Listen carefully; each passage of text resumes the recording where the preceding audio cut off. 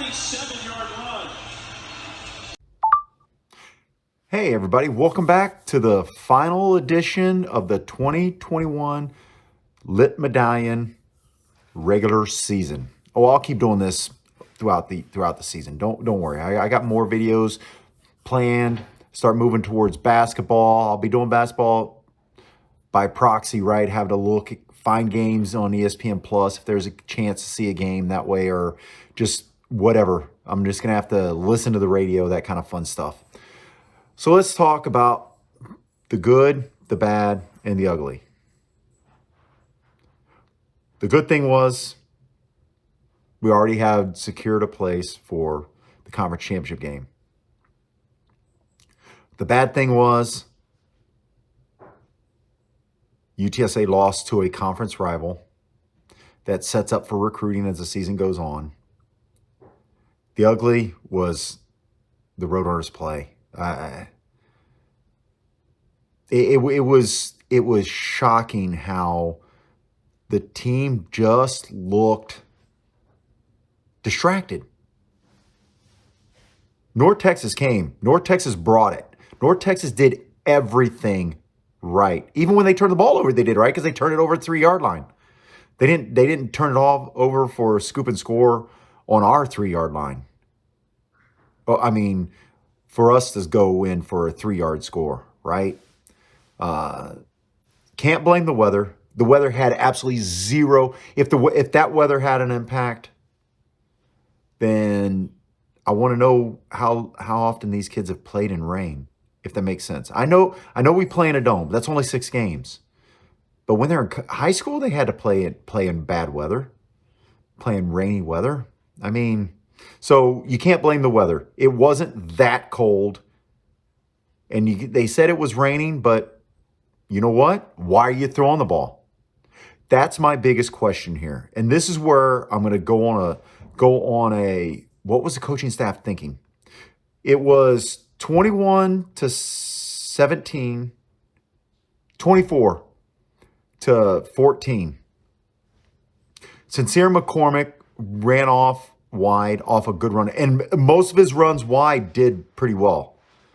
Most of them did. Definitely didn't have anything up the middle, per se. I mean, ain't gonna lie, couldn't run the ball. And then went to 3 passes in a row. It made no sense to me because North Texas didn't throw the ball once.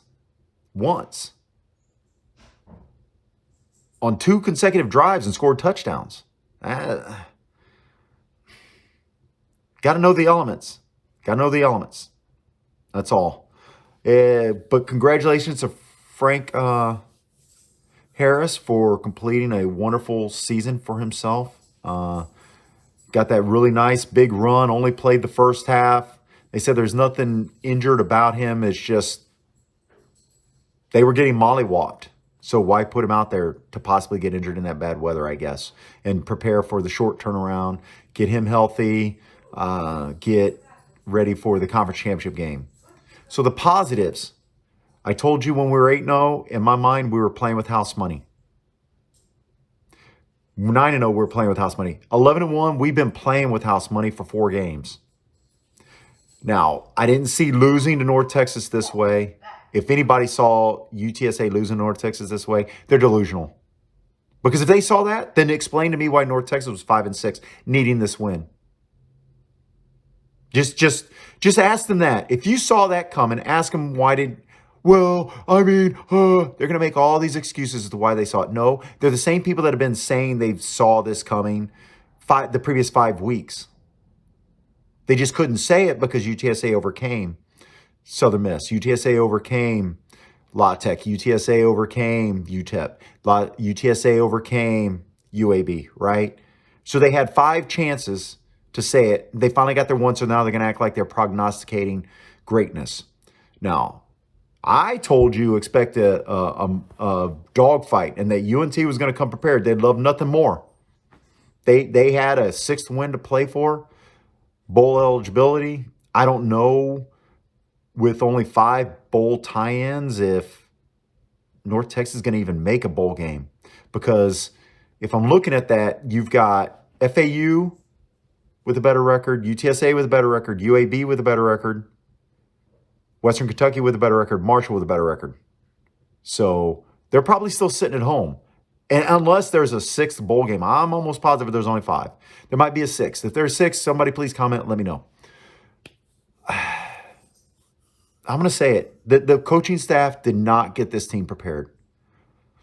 I sent a text out and I said, I see a previous coached Roadrunners team out there. I did.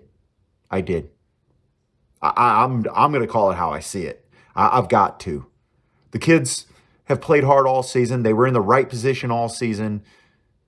They did the things right all season, but this was the first time that you don't drop the football that many times. I don't care what the weather is, without being distracted. Maybe those 3 NFL scouts on UTSA sidelines had something to do with it. Well, I'm telling you, if I'm an NFL scout and I saw that, I'd be like, I'm telling you, there was nobody worth that performed at a point that if that was a game that I wanted to come and watch, would tell me to change my mind. And that's a shame.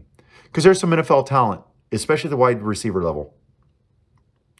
Now, did the wide receivers get a chance? Did they drop balls? No. No, they didn't get much of a chance, right? The offense was just, it was terrible. North Texas isn't that good defensively. They're not. They're not.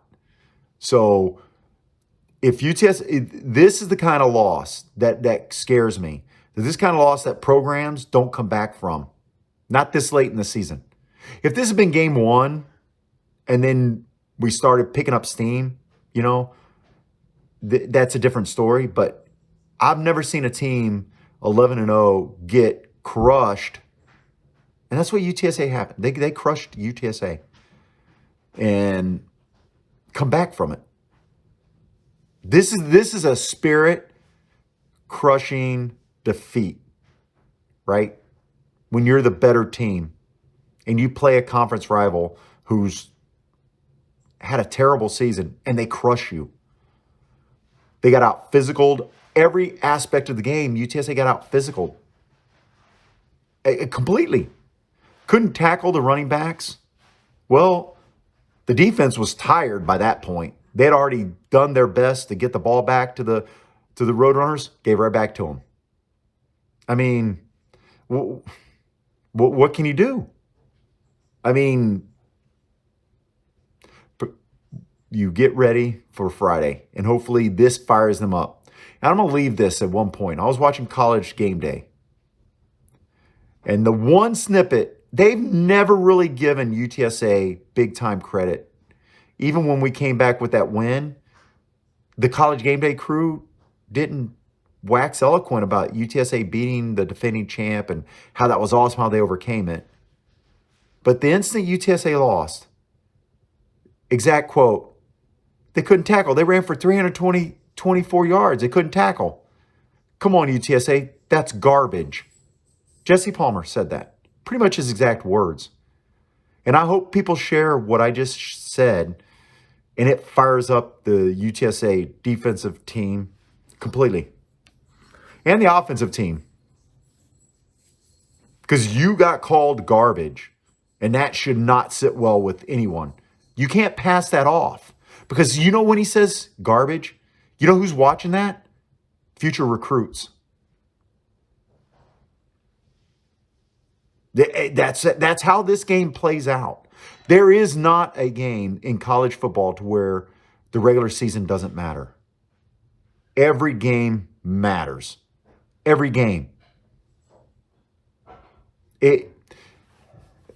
There is no, okay, well, now we got to prepare for the postseason. No, every game matters. And it's the way you lose that matters also, right? I wish the Roadrunners luck. I will see everybody in the Dome. But here's one thing to keep an eye out on. We lost Tariq Woolen against La Tech, and our defense has kind of struggled a little bit since then. Kind of struggled. If you look at the way the defense played earlier in the year, losing Tariq Woolen I think was huge. I think that senior leadership that he had back there was just something that the team kind of missed. I think he was there. There's the players. They just bring everybody's. They just meld the other 10 guys, right? And I think that hurt the Roadrunners not having him. Oh, I know it did. You can just look at the record. I hadn't mentioned it in previous videos, but definitely it was continuing to get worse and worse and worse for the Roadrunners. We're going to miss him against Western Kentucky. I mean, they're going to throw the ball all over the place. Get ready. Just prepare yourselves. Just prepare yourselves for the possibility, because this Roadrunner team has proven that the possibility is there to finish off this season 11-3.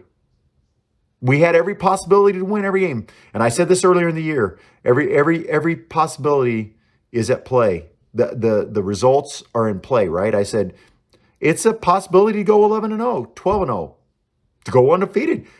Show me anybody who they would possibly play that could beat them.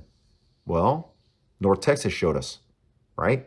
So the possibility of being 11-2 and not conference champions, going into a bowl game and then being 11-3. Because remember, our bowl game is going to come within a week or two of our final game. We don't get 3 weeks between our bowl games. I hope everybody's looked at that, right? We get like 8 days between our championship game. Well, maybe 2 weeks. Maybe 2 weeks. Because championship game is December 3rd, so we'd get 2 weeks. It was different last year. But this week we'd get 2 weeks. Is that 2 weeks enough? I don't know. One thing that has concerned me for a while, and I wish I'd mentioned it sooner, was the depth chart, especially on the offensive side. I saw at the running back level specifically a lack of using BJ, Brendan Brady. I know Brendan Brady probably was dealing with some injuries, but did Sincere look like he had the same zip he had earlier? No. He was the only one who got carries against UAB. The only one. I bet you if you look at the previous week against Southern Miss, he carried the load. Overly carried the load. Alabama doesn't even do that. Put that in your crawl when I mention this. Look at every Alabama stat sheet. Even the year that Derrick Henry won the Heisman, someone got plenty of carries. Someone got plenty of carries. That's concerning, because that tells me that the coaching staff didn't really, I don't know. I mean, you've been there 2 years now. You had your first cycle. You had your second cycle. Where are the other running backs at? We need to start looking at this. At $2.8 million, we need to start looking at this. I'm not a hater of Jeff Traylor. He gave us 11-1. I'm just saying it's time to be, and it's okay to be critical, hypercritical. I said we didn't have a jumbo package. That hurt us.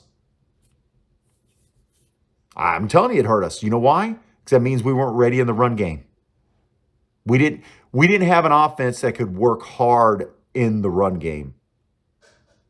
And there's times when you just have to work hard in the run game. It's college football. Anyway, guys, I will see you guys in the Dome December 3rd. I believe kickoff at 6 p.m. Go Roadrunners. Let's get loud. Let's get nuts. And let's show them what 45,000 fans is like to play against. Let's make noise. Peace out.